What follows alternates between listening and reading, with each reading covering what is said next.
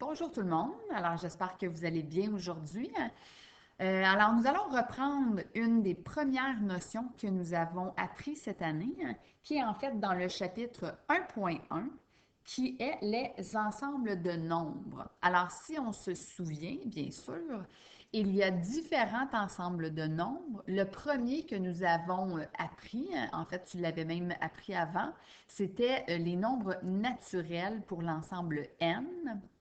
Ensuite vient l'ensemble de nombres des entiers, alors le symbole est Z, suivi des nombres décimaux, où est-ce que le symbole est D, suivi des ensembles rationnels, c'est-à-dire Q, en terminant l'ensemble Q', qui est les irrationnels, et finalement, ben, tous ces ensembles de nombres-là, si je les nomme en ordre, N, Z, D, Q, Q', font tous partie des nombres réels dont le symbole est le R. Reprenons le premier ensemble de nombres. J'ai dit que c'était les nombres naturels. Donc, ensemble de nombres naturels où est-ce que le symbole est le n avec comme une barre devant. Dans cet ensemble de nombres, il y a tous les entiers positifs. Tous les nombres entiers positifs. Alors, le plus petit nombre faisant partie de l'ensemble de nombres naturels est le nombre 0, suivi de 1, 2, 3, 4, 5, 6 jusqu'à l'infini. Alors, ce sont tous les nombres entiers positifs. Ensuite de ça, bien évidemment que les nombres naturels restent, on a trouvé qu'il y avait d'autres nombres. Et là, on a dit que le deuxième ensemble de nombres, c'était l'ensemble des nombres entiers, dont le symbole est le Z avec un peu une double barre sur le Z.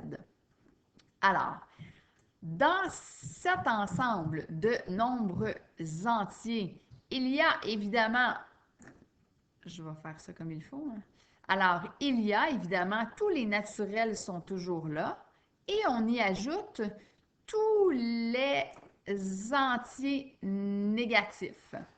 Alors, dans l'ensemble de nombres des entiers, on y ajoute tous les nombres entiers toujours négatifs. Moi, en classe, j'avais fait le principe des sacs. Alors, dans mon petit sac Ziploc, il y a tous les nombres entiers naturels. Et là, dans mon moyen sac, bien, dans cette partie-ci du sac, ce sont tous les nombres entiers négatifs. Mais sache que quand je regarde tous mes deux sacs, bien, il y a tous les nombres entiers positifs et entiers négatifs. Par exemple, moins 4 fait partie de Z uniquement. 2 fait partie de N, mais fait aussi partie du moyen sac. Donc, 2 fait partie de N et de Z. Moins 2 fait partie de Z uniquement. Il n'est pas dans le petit sac. Ensuite de ça, on y ajoute, on a dit, l'ensemble des nombres décimaux. L'ensemble des nombres décimaux, où est-ce que le symbole, c'est le D avec une double barre au début. Alors, dans cet ensemble nombre-là, il y a tous les nombres fractionnaires, donc tous les fractions, ou tous les nombres décimaux, donc nombres à virgule, à développement fini ou limité. Ce qui veut dire qu'après la virgule, ça s'arrête à un moment donné. Alors, j'ai écrit comme exemple une demi. Si on le faisait sur notre calculatrice, une demi, ça nous donnerait 0,5. 3 cinquièmes. Si je le faisais sur ma calculatrice, ça donnerait 0,6. Moins 6 quarts, si je le faisais, ça donnait moins 1,5. Ici, ben, j'ai le nombre 12,54. 3 quarts, si je l'effectue, ça donne 0,75.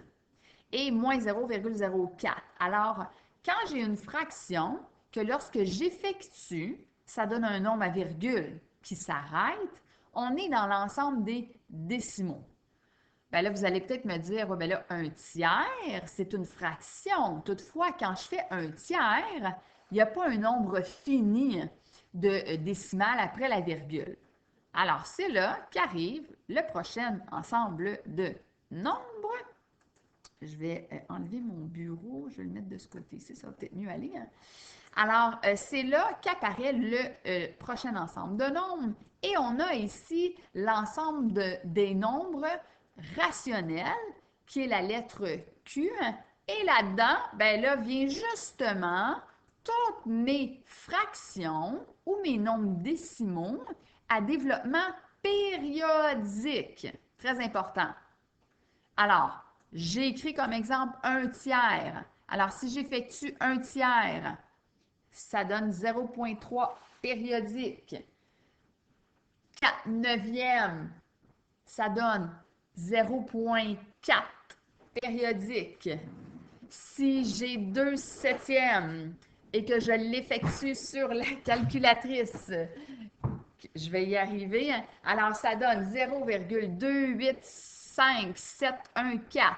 285, je te confirme que la suite, c'est 714, 285, 714. Alors, on a ici un nombre à développement périodique. Et même chose pour mon exemple de 8/15e, on a, si on l'effectue sur notre calculatrice, 0,533333333. Donc, on a un nombre à développement périodique, ce qui fait qu'on est dans l'ensemble des rationnels. Alors, je répète, en classe, j'avais pris des sacs Ziploc. Alors, j'avais ici 4 sacs Ziploc de plus en plus grands. Dans mon petit sac Ziploc, j'avais uniquement que des entiers positifs. 0, 1, 2, 3, 4, 5, 6. On y ajoute dans cette partie-ci du sac tous les nombres entiers négatifs. Alors, sache que dans ces deux sacs-là, il y a tous les entiers positifs et négatifs. Si ajoute par la suite dans mon sac ici uniquement ce qu'il y a de nouveau, ce sont tous les nombres fractionnaires ou des nombres décimaux, donc non ma virgule, ou est-ce que quand je l'effectue ma fraction, ça donne un nombre fini de décimales ou un nombre limité qu'on peut dire. J'ai donné comme exemple une demi, ça fait 0,5, 3/5, ça fait 0,6 et ainsi de suite. Alors, dans cet ensemble décimal, il y a tous ces nombres-ci. Mais sache que tous les nombres entiers, positifs et négatifs, font partie de tous ces sacs-là. Alors, 2 fait partie de l'ensemble bleu et rouge et vert. Donc, 2 est inclus dans NZD et Q. Moins 2 n'est pas dans le sac bleu, mais moins 2 est dans le rouge et le vert et le mauve. 3/5 n'est pas dans le bleu, n'est pas dans le rouge. 3/5 est dans le vert et dans le plus grand sac aussi des rationnels. Et 1/3 n'est ni dans le bleu, ni dans le rouge, ni dans le vert, uniquement dans le mauve. Donc, je pourrais faire plusieurs exemples comme ça. Dernier ensemble de nombres qui est apparu, bien là, évidemment, c'est un ensemble de nombres où est-ce que c'est autre que tous ceux-ci et qui est à part, en fait, hein, parce qu'il n'est pas inclus, c'est tout ce qui n'est pas dans ces 4 ensembles-là. On les appelle les nombres irrationnels, donc tout ce qui n'est pas dans le gros sac ici. Alors, c'est pour ça qu'on dit qu'il est irrationnel. La notation, c'est soit Q avec une étoile, Q étoilé ou Q prime. Alors, ce sont tous les nombres décimaux à développement illimité ou infini, ce qui veut dire qu'après la virgule, ça ne s'arrête jamais. Attention, ça ne peut pas être périodique, parce que si c'est périodique, je suis dans le gros sac Ziploc, le gros ensemble mauve. Alors, après la virgule, il faut absolument qu'il n'y ait pas de périodique, aucune répétition. Et là, ben, on avait vu qu'un facile dans cet ensemble-ci, je vais aller chercher mon crayon. Alors, c'était... pourquoi tu n'écris pas? Bon, je vais le faire comme ça. Le nombre pi, il y a également toutes les racines carrées qui n'arrivent pas juste. Par exemple, racine carrée de 2, ça n'arrive pas juste. Racine carrée de 3, ça n'arrive pas juste. Racine carrée de 4, oh, si je l'effectue, ça donne 2. 2, c'est l'ensemble bleu, rouge, vert, mauve. NZDQ. Alors, racine carrée de 4 n'est pas un irrationnel. Racine carrée de 5 est un irrationnel. Racine carrée de 6 est un irrationnel. Racine carrée de 7 est un irrationnel. Racine carrée de 8 est un irrationnel. Racine carrée de 9, on le sait que ça donne 3. Ben 3 est dans NZDQ. Donc, racine carrée de 9 ne l'est pas, et ainsi de suite. Alors, pi et toutes les racines carrées qui ne donnent pas un entier iraient dans les irrationnels. Alors, je vais terminer cette vidéo-ci maintenant. Je vais toutefois faire une autre vidéo où est-ce que nous allons faire une panoplie d'exemples ensemble. Alors, si ça vous intéresse, vous pourrez accéder à la vidéo. Donc, on est quand même ici à une dizaine de minutes.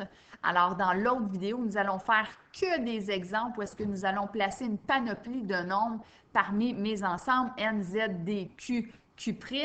À noter que je manque un peu de place sur mon écran ici, là, mais je pense que vous le savez tous que tous ces nombres-là font partie des nombres réels qui est noté R. Alors, tous les nombres qui existent, en fait, font partie des nombres réels. Alors, voilà pour la notion 1.1.